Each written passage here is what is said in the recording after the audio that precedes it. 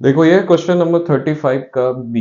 ठीक है, इसमें क्या करना है, if the lines x minus one line दिया हुआ है जिसका कार्टेशियन इक्वेशन दिया हुआ है, दो लाइन दिया हुआ है जिनका कार्टेशियन इक्वेशन दिया गया है, और ये बताया गया है कि they are perpendicular to each other. Find the value of k and hence write the vector equation of the line. तुमको k का वैल्यू फाइंड आउट करना है। यहाँ पे जैसे y minus two upon two k है, x minus one upon three k है, और उसके बाद उसका k का वैल्यू फाइंड करना है, और उसके बाद find the vector of equation of the line which is perpendicular to both of this line. k find out करने के बाद तुमको वेक्टर इक्वेशन एक लाइन का फाइंड आउट करना है जो इन दोनों लाइन के परपेंडिकुलर है, and passing through the point 3 minus 4 7। ठीक है, चलो लाइन L1 का कार्टेशियन इक्वेशन जो दिया वो पहले लिखो। x minus one upon minus three, this is equal to y minus 2 upon 2k, this is equal to z minus 3 upon 2। Line L1 हो गया, ये लाइन L2 हो गया। लाइन L2 ये इक्वल टू नहीं हो गया, यहाँ पे डॉट्स, लाइन L1 ये L2, line L2 is equal to what, x minus one upon three k is equal to y minus 1 upon 1 is equal to z minus 6 upon minus 7। ठीक है, तो देख लो जब कार्टेशियन इक्वेशन लिखते हो तो ये 1 ये 2 और ये 3 रिजम किस चीज को डिनोट करता है, the line, the point through which the line this line is passing. ये कार्टेशियन इक्वेशन दिया गया है जहां पे 1 2 3 represents the point through which the line L1 is passing, and minus 3 2k and 2 represents what, direction ratio of this line। similarly यहाँ पे भी L2 में the line L2 is passing through point 1 1 6। ठीक है, and direction ratio of line L2 is 3k 1 minus 7। और सवाल में दिया गया है कि L1 the line L1 is perpendicular to, यहीं पे लिख देता हूँ, L1 is perpendicular to L2।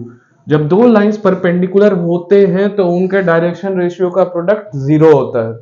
ठीक है, एज वी नो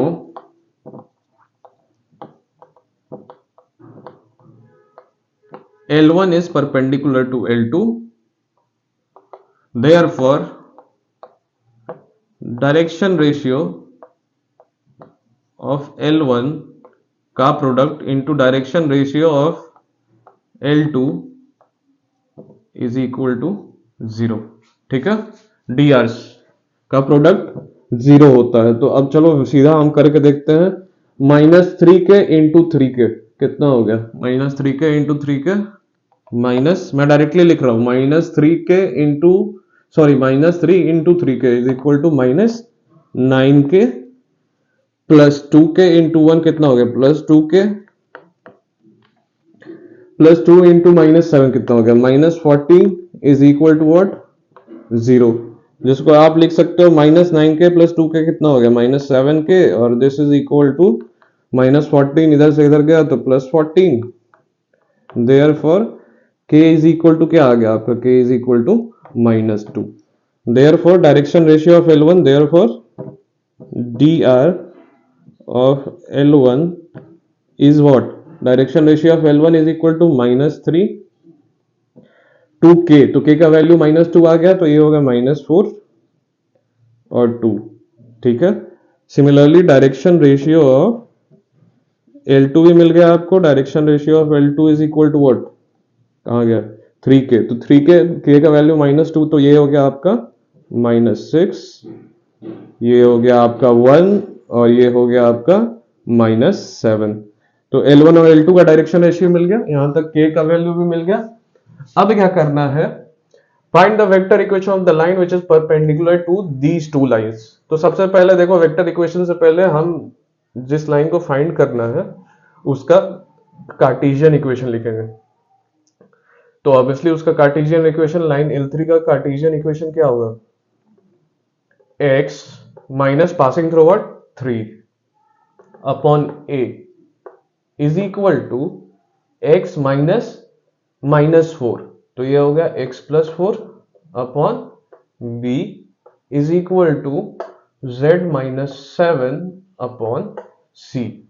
ठीक है, जहां ए बी सी इसका D R of L3, D R of L3 is A B C, लिख देना let D R of L3 be A B C. ठीक है, अब ये हो गया। अब ये लाइन जो L3 था, कुछ सवाल में दिया गया है कि it is perpendicular to L1 and it is also perpendicular to L2, तो ऑब्वियसली इनका भी प्रोडक्ट, इनके भी डायरेक्शन रेशियो का प्रोडक्ट जीरो होगा।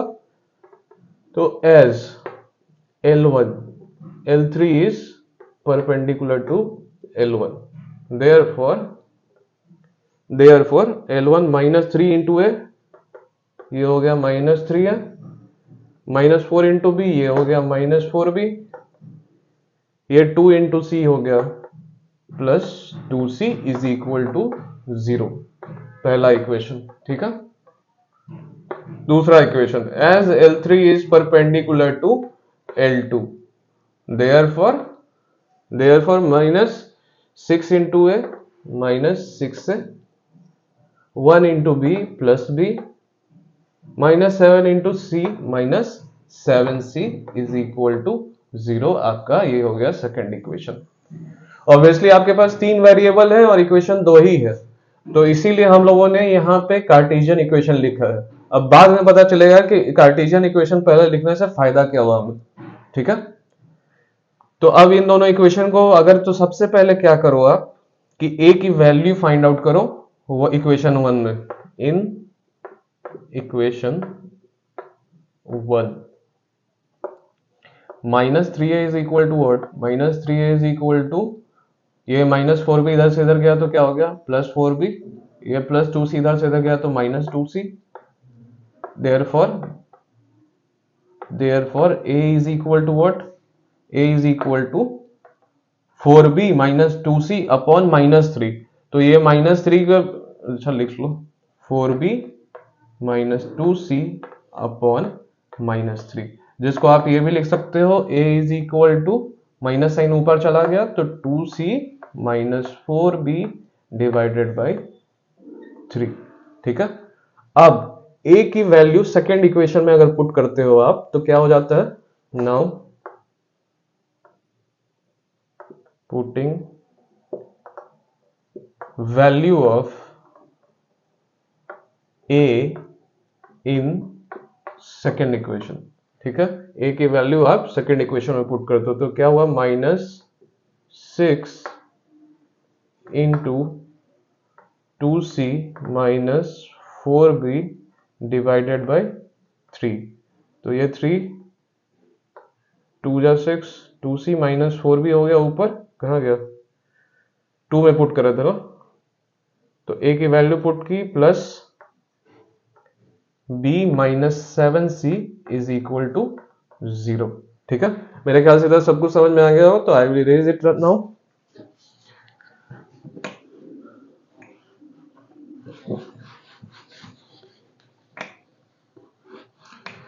तो आपके पास क्या आया, माइनस टू इंटू 2 से कितना हुआ minus 4c, minus 2 into minus 4b, it becomes minus minus plus, plus 8b plus b minus 7c is equal to 0। तो यहां पे आप b का c से वो फाइंड आउट कर लोगे, b का c से रिलेशन फाइंड आउट कर सकते हो यहां से। ये क्या हो गया 8 प्लस बी 9b, इधर आ गया आपका 9b, और ये माइनस 7c और माइनस 4 से कितना हो गया minus 11c is equal to 0, जिसको आप लिख सकते हो क्या, c is equal to 9b इधर से इधर गया तो माइनस 9b और क्रॉस मल्टीप्लाई माइनस 11 को करोगे तो ये हो गया माइनस 11, ये गया 9b अपॉन 11, c और b के बीच का relation c is equal to 9b upon 11। ठीक है, या b इज इक्वल टू लिख सकते हो आप, b is equal to 11c upon 9, क्या लिख सकते हो आप,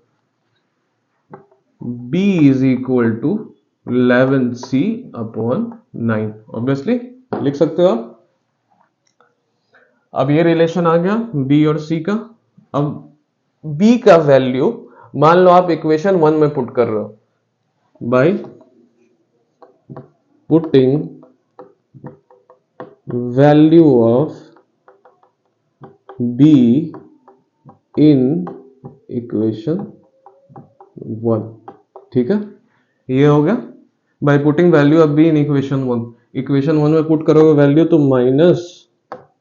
-3a और -4b, b is equal to what, 11c upon 9, 11c upon 9 और plus 2c is equal to 0, plus 2c is equal to 0, plus 2c is equal to 0, तो ये हो गया -3a और ये हो गया आपका -44c upon 9 plus 2c is equal to 0। Obviously इसको आप कैसे लिख सकते हो, 9 आपका एलसीएम हो गया तो ये हो गया -27a, ये हो गया -44c और ये हो गया +18c। ऑब्वियसली 9 इंटू 0 0 हो जाएगा, इज इक्वल टू 0। 9 को क्रॉस मल्टीप्लाई कर दिया इसलिए, तो this becomes what, -27a is equal to -44 में से 18 गया, कितना बचा, 34 -26c इज इक्वल टू 0, जिसको आप क्या लिख सकते हो, relation between a and c क्या आ गया, -27a is equal to +26c।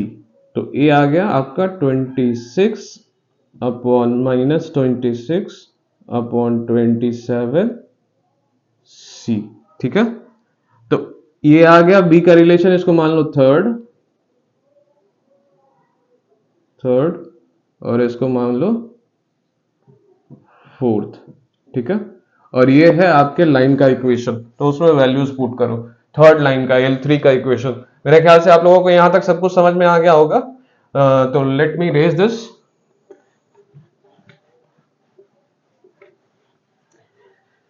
तो थर्ड लाइन का इक्वेशन आपके पास है, इसमें वैल्यूज पुट करो, L3 सब C के टर्म में, L3 is equal to x -3 upon a की जगह पे क्या था, a का relation -26 upon 27c is equal to x plus 4 upon b is equal to क्या, 11c अपॉन 9 या 9 ऊपर भी ले जा सकते हो, is equal to z-7 upon c, ठीक है। तो ऑब्वियसली सबसे पहले तो c सब जगह से चला गया। अच्छा आगे करके मैं बताता हूं कैसे होगा। ऑब्वियसली इसके बाद आप सीधा आंसर लिख सकते हो, मैं बस अब रिलेशन बता देता हूं। दिस इज व्हाट, अगर x -3 अपॉन -26c और ये हो गया आपका 27 is equal to z-7 upon c, ठीक है। तो ऑब्वियसली ये c क्रॉस मल्टीप्लाई, ये c गया, ये c गया, ये 27 इधर आ गया, तो this becomes what, this becomes x -3 upon -26 is equal to z-7 upon 27, ठीक है।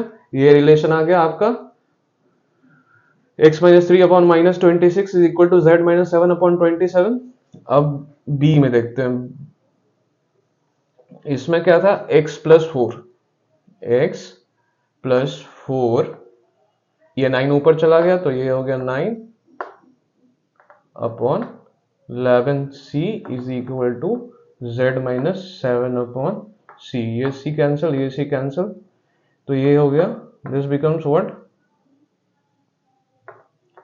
x plus 4 upon 11 is equal to z-7 upon 9।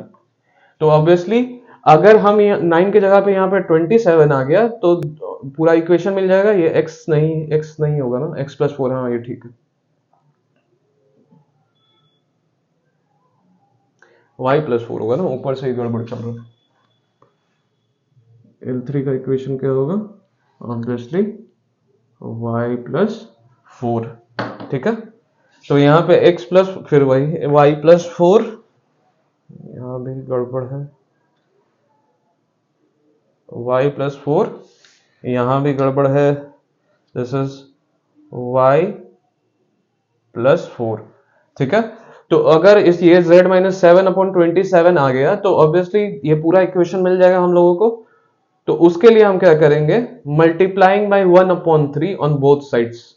तो दोनों साइड पे 1/3 से मल्टीप्लाई करोगे अगर, 1/3 इंटू दिस इंटू 1/3, तो ये हो गया y+4/33 is equal to z-7/27। तो obviously z-27 is equal to this and z-27 is equal to y+4/33। तो वही पूरा इक्वेशन मिल जाएगा। I will erase this side. सबको समझ में आ गया हो, थोड़ा लेंदी सवाल है, बाकी वैसे कुछ है नहीं इसमें, लेकिन हाँ टाइम कंज्यूमिंग है। तो मैं तो भाई अगर ऐसा है तो 33 35 है, 35 का ए करूंगा इंस्टेड ऑफ डूइंग 35 बी, क्योंकि ये लेंदी सवाल है, इसमें सवाल पे सवाल पूछे गए, पहले के फाइंड आउट करो, फिर वेक्टर इक्वेशन फाइंड आउट करो दूसरे लाइन का जो इन दोनों के परपेंडिकुलर है, तो ऑब्वियसली टाइम कंज्यूमिंग है। तो अब आते हैं कार्टेशियन इक्वेशन ऑफ L3 पे। L3 का कार्टेशियन इक्वेशन क्या हो जाएगा, x-3/-26 is equal to y+4/33 and this is equal to z-7/27। ये कैसे आया आपको समझ में आ गया, ये कार्टेशियन इक्वेशन ऑफ L3 है। अब इसको वेक्टर इक्वेशन में बदलना है, is equal to, obviously you know r vector is equal to a vector plus lambda b vector, जहां पे a vector is resembles what, passing through which point, passing through point, passing through, इसको ये a क्या बताता है, point passing through, point the line is passing through लिख लेना passing through। और ये b क्या बताता है तुमको, ये b बताता है direction ratio of the line. यहां से तो L3 का डायरेक्शन रेशियो क्या है, -26 33 27, and it is passing through point क्या दिया, 3 -4 7। अब लिख लो इसको, r is equal to 3i cap -4j cap plus 7k cap plus lambda into -26i cap plus 33k cap plus 27j cap. ये हो गया आपका vector equation of line L3, ठीक है, और ये आपका हो गया आंसर। ठीक है, मेरे ख्याल से सबको समझ में आ गया होगा। बेसिकली देखो, ये सब सारे सवाल ऑब्वियसली आप बोर्ड्स में तो स्किप ही कर दोगे जो लेंदी सवाल है, लेकिन ये इसलिए जरूरी है क्योंकि प्रैक्टिस में के साथ प्रैक्टिस करोगे अगर आप, तो आपका कॉन्सेप्ट क्लियर होगा। कॉन्सेप्ट क्लियर होगा कि मान लो कभी ऐसा इक्वेशन आता है लाइंस में कि दो इक्वेशन आते हैं 3 वेरिएबल वाले, तो कैसे यूज करोगे, कैसे सॉल्व करोगे उसको, फॉर्मूला क्या होता है, अगर दो लाइन परपेंडिकुलर होते हैं तो डायरेक्शन रेशियोज का प्रोडक्ट 0 होता है। ये सारी चीजें अगर आप प्रैक्टिस करते हो ना, तो यही है, प्रैक्टिस करोगे आपका कॉन्सेप्ट क्लियर होगा। कॉन्सेप्ट क्लियर होगा तो आपको कोई भी सवाल इस टाइप का मिलेगा आप उसको सॉल्व कर लोगे। तो मैथ्स में तो भाई प्रैक्टिस बहुत जरूरी है। तो ये था क्वेश्चन नंबर मेरे ख्याल से 35। Let's move ahead to question number 36 now.